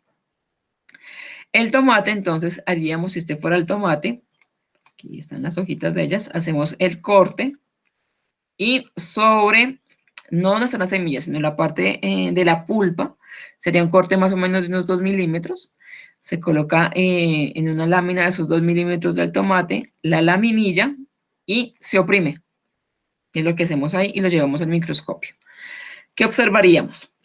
En el de 4X, pues se alcanzan a observar algunas células vegetales con su interior. Ven, aquí hay una montada encima de la otra. Al ser 2 milímetros, pues tenemos varias capas de células unidas una sobre la otra. Y vemos algunos organelos, pero no definido qué es lo que está ocurriendo. 10X, al disminuir el área, recuerden que aumentamos el tamaño y vean aquí claramente la célula. ¿Se acuerdan cuando les dije que las células vegetales no son todas rectangulares como nos decían en el colegio? Vean esta, es más bien redondita. Cuando la acercamos un poquito más en la realidad se ve más como hexagonal. Y en el de 40X sí observamos mejor la célula, su pared celular, su membrana celular, su citoplasma, y fíjense en que se ven unos organelos de color rojo. Esos son los cromoplastos.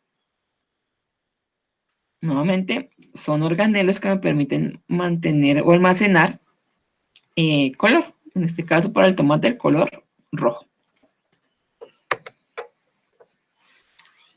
Otra información, otro tipo de muestra que podríamos ver son la mucosa bucal. ¿Cómo se toma esta muestra?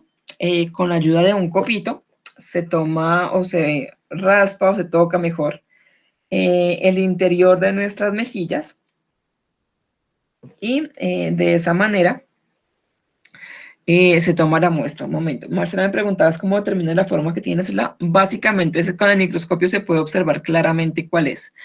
Pero de las células vegetales, la mayoría son rectangulares, hexagonales algunas, pero no son completamente redondas, más para ese lado.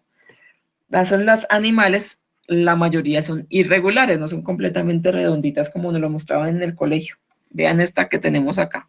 Esta es la célula celular escamosa de nuestra mejilla. Y no podemos decir que es completamente redonda, sino más bien es irregular. Entonces es más como identificar en el microscopio qué es lo que está ocurriendo. Les contaba entonces que esta muestra se toma es con ayuda de un copito, se toca el interior de la mejilla es decir, adentro de la boca, el interior de la mejilla, se raspa un poquito, y esa muestra se coloca encima de una lámina, el copito me toma, o lo muevo de un lado al otro sobre la lámina, y sobre esa lámina, que esperamos que hayan quedado, digamos que algunas muestras de célula, se coloca una gotica de un colorante que se conoce como azul de metileno, que me va a poder permitir teñir estas células animales. Se coloca sobre ella, se coloca también una gotica de solución salina que me va a permitir que se mantenga la ósmosis y la concentración isotónica, que digamos que es la que me permite el equilibrio de la célula para que se mantenga estable. Y una vez le coloqué el azul de metileno y la solución salina, ahí sí le coloco la lámina y la puedo observar al microscopio. La vemos en 4, en 10 y en 40X. Recuerden que estos son objetivos que me permiten ver células más grandes. Hasta el momento no hemos utilizado la de 100X. La de 100X la hablaremos dentro de 8 días, cuando estemos hablando de bacterias. Pues, ¿qué observaríamos acá? En el de 4X se ven esas células epiteliales escamosas. ¿Por qué se llaman escamosas? Porque parecen escamas. Ya ahorita con el de 40X lo van a ver mejor. Se ve varias células, pero no podemos identificar cómo está cada una de ellas. 10X, reducimos el área, aumentamos el tamaño y sí podemos ver esas escamitas que me forman cada célula. Y algo del núcleo, que son esos puntos que tenemos ahí. El de 40X sí me permite ver bien esa célula.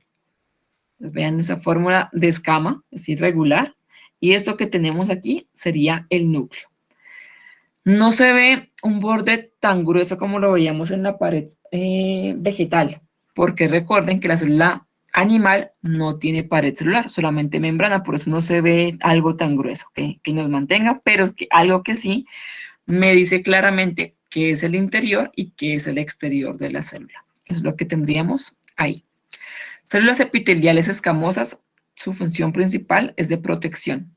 Son células epiteliales, en este caso están en el interior de nuestra boca, y tienen la capacidad de soportar o cambiar de pHs y mantener la forma de la boca para que no se vaya a dañar cuando lleguen comidas muy ácidas. Entonces, esa es la función de ellas. Y finalmente tenemos las células sanguíneas. Las células sanguíneas también son células animales, por tal motivo tampoco contienen pared celular, sino solamente una membrana celular. Tenemos diferentes células sanguíneas porque cada una de ellas tiene una función diferente. Entonces, por ejemplo, la que contiene los glóbulos rojos la conocemos como eritrocitos. Ella, su función principal es transportar oxígeno. Entonces, la forma de ellas es más bien circular y con una hendidura, es decir, con una hendidura en la mitad. Esa es la forma de ella, como una donita, pero en vez de un hueco tiene también una capita de membrana en su mitad. Ese sería un eritrocito, como les digo, función principal es transportar oxígeno de los pulmones al resto de los tejidos de nuestro cuerpo y asimismo pues también nos permite eliminar dióxido de carbono, que es la sustancia residual, es decir, como lo que sobra de todos sus procesos para redirigirlos nuevamente a los pulmones y que salga ese dióxido de carbono de nuestro cuerpo. Y tenemos pues otro tipo de células que las conocemos más como glóbulos blancos, que su función principal básicamente es la de protegernos de algunas enfermedades y también de ayudarnos a cubrir heridas, por ejemplo, cuando hay algún corte, alguna caída, alguna cirugía, ellas son las que nos van a ayudar a tapar esas heridas para que evitemos que ingresen virus, bacterias, hongos, parásitos y que pues dañen nuestro cuerpo. ¿Son las plaquetas, profe? Perdón que le interrumpa. Ese último son las plaquetas. El que ayuda a cicatrizar son las plaquetas. Dentro del resto tenemos, por ejemplo, los monocitos, linfocitos, neutrófilos, eosinófilos, basilóficos y macrófagos. Si se dan cuenta, todos son células sanguíneas, pero la forma y su interior es completamente diferente entre el uno y el otro. también su función es diferente la una de la otra. Por ejemplo, los linfocitos son importantísimos cuando tenemos una infección. Entonces, generalmente cuando hay una infección, lo que miran en nuestras muestras sanguíneas es esto, que está ocurriendo con nuestros linfocitos y con nuestras plaquetas. Si están mucho mayor a lo que se debe tener normalmente, significa que seguramente hay una infección. Tocaría ver qué es lo que está ocurriendo en esa infección.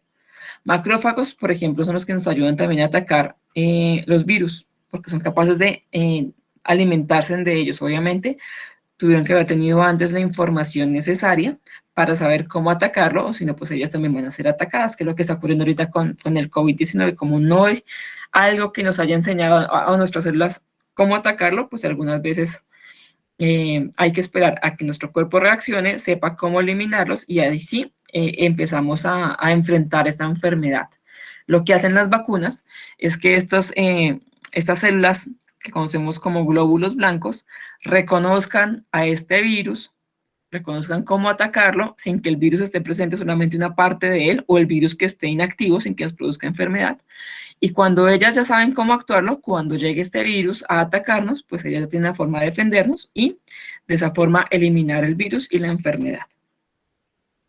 ¿Qué es lo que van a ver ustedes en su informe de laboratorio, cómo lo deben presentar? Entonces, si pueden, por favor, tomarle un pantallazo a esta imagen. Igual yo ahorita se las comparto a través del grupo de Skype. La idea es que ustedes en la imagen que les presenten ahí me digan qué tipo de células están observando. Entonces, esas que vemos aquí, que son completamente rosaditas, que no se ve algo más fuerte en su interior, más que algo más claro, sino algo más fuerte, en color más fuerte, podemos denominar que estas en su mayoría serían eritrocitos. Aquellas que sean un poco más grandes y que en su interior haya algo de color morado, son los que conocemos como glóbulos blancos. ¿Cómo identificamos el uno del otro? Básicamente por la forma. Entonces compararemos, por favor, con esta imagen, qué tipo de células tenemos aquí. Ya les dije que en su mayoría son glóbulos rojos. Esta de acá, ¿qué tipo de glóbulo blanco creen que es? Compárenlo, por favor, con estas imágenes de acá. Esta de acá, ¿cuál creen que es?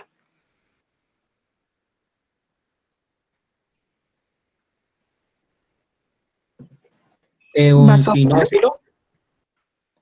Sí, señor. Neutrofilo. Eso de ahí es realmente un eosinófilo, porque tiene solamente dos, digamos que como dos organelos en su interior. El neutrófilo sería esta de acá. Mira que sí tiene las tres, como las tres barriguitas, organelos que lo están en su interior. Estas son dos, sería un eosinófilo. Estas son tres, sería un neutrófilo. Eso es lo que vamos a tratar de identificar en nuestro informe de laboratorio. Este informe de laboratorio entonces también tiene un video de sugerencia donde nuevamente se retoman estas 5 muestras que les acabé de explicar, y lo que ustedes deben hacer básicamente es identificar qué tipo de célula es, si es animal, si es vegetal, qué tejido es. Hace un momento les decía que eran tejidos de protección en su mayoría, y la función de cada célula es lo que van a colocar ahí. Entonces, por eso yo les explicaba cuál era la función de ellas en su interior. Entonces, si me voy nuevamente al informe, bueno, les voy a abrir más bien el anexo de entrega del informe de laboratorio para que sepan qué van a hacer. Entonces, aquí está práctica 2. Entonces, está la imagen. Entonces, lo que deben hacer, si quieren ustedes, mi consejo, si no lo observa bien, es como esto está en PDF, en unos 10-15 minuticos que lo conviertas, los envío en PDF. Lo pueden aumentar aprovechando que estamos aquí en PDF, o con Word también pueden hacer lo mismo, y al aumentar pues pueden ver más claramente qué es lo que está ocurriendo ahí, cada una de esas muestras. ¿Qué van a hacer entonces? Colocan tipo de célula, si es animal o vegetal, el tipo de tejido donde lo encuentran. Entonces, si es en el tejido de una papa, si es en el del tomate, si es un tejido epidermal, si es un tejido de protección, qué es lo que está ocurriendo, y una descripción de lo que está ocurriendo acá. ¿Se acuerdan que yo les decía hace un momento que ahí observamos la célula con tal forma, encontramos pared, membrana, núcleo o tal organelo? Eso es lo que ustedes deben colocar ahí. Entonces, están cada una de las imágenes para que lo observen, su interior y lo que colocaríamos ahí. Y un cuestionario. Eso es todo lo que tendríamos para el día de hoy. Básicamente, si me pusieron atención, ahí tienen la respuesta de cada una de ellas. ¿Pueden tomar información de otro lado? Sí, para estas preguntas pueden buscar información de otro lado, pero es necesario que por favor me coloquen al final las referencias de donde tomaron esa información. ¿Preguntas?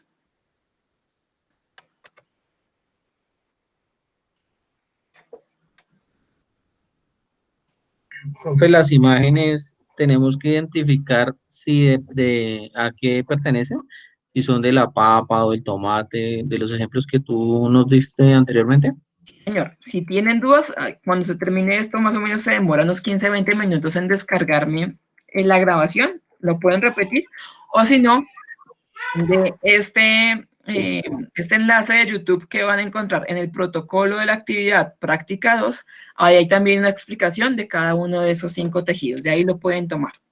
Profe, Dime. una pregunta, o sea, las prácticas que tú acabaste de explicar y que acabamos de ver, ¿son las mismas que hay en las guías o hay otras diferentes aparte? Son las mismas.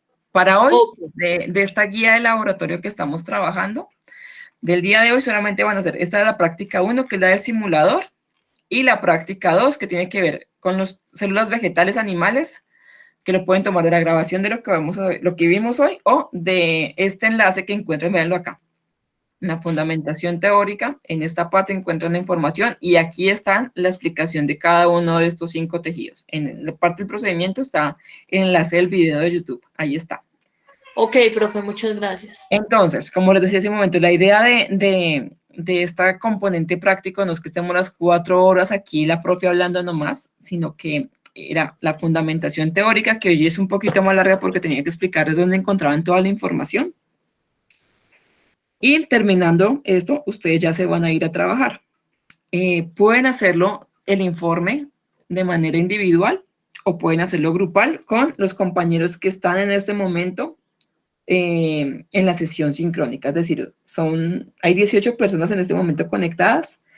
De esas 18 pueden hacer grupos de 3, es decir, que al final salgan 6 grupos.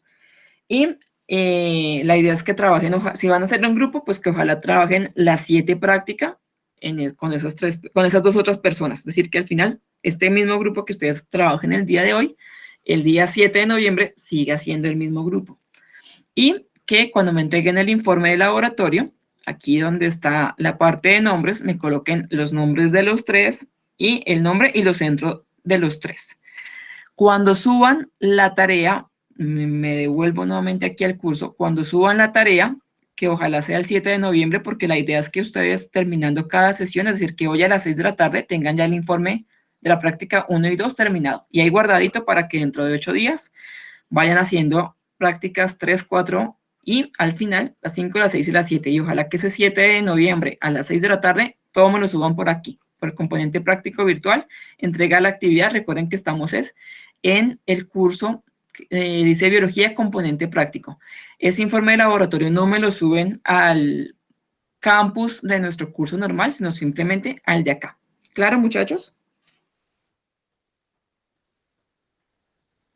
Sí se puede individual, por eso les dije, la primera opción es individual. Si lo quieren hacer en grupo, máximo de 3. Listo, muchachos. Entonces, Profe, Profe, una pregunta, bien, qué pena. señor. O sea, nosotros ya procedemos a realizar la actividad y la subimos y ya se termina, o tenemos No que... se sube, no se sube. Son perdón. 3 sesiones. Nos vamos a encontrar cada 8 días, 3 sesiones. Sí. Hoy vimos la primera, la siguiente el 7 de noviembre y la siguiente el 14 de noviembre, de 2 a 6 de la tarde. La idea es que terminando cada sesión, ustedes terminen las prácticas de lo que vimos para ese día. Para hoy, prácticas 1 y 2. Pero ustedes no me suben nada acá hasta que tengan todo terminado. Las 7 prácticas, ya su informe, hasta ahí sí suben esto. Antes no me entregan nada por ningún otro lado. Recuerden que no se hace retroalimentación, o sea, no me envíen un documento para que yo se las vaya revisando, porque la idea es que ustedes en estas 2 horas, si tienen dudas, me escriban por el grupo de Skype del componente práctico, no el del curso, sino el del componente práctico, para que no confundamos a los otros. porque hay estudiantes que hasta finales de noviembre van a hacer, perdón, mediados de noviembre van a hacer su componente práctico, y si empezamos a preguntar por ese grupo van a quedar locos. Entonces, por eso habilitamos otro grupo de Skype solamente para nosotros.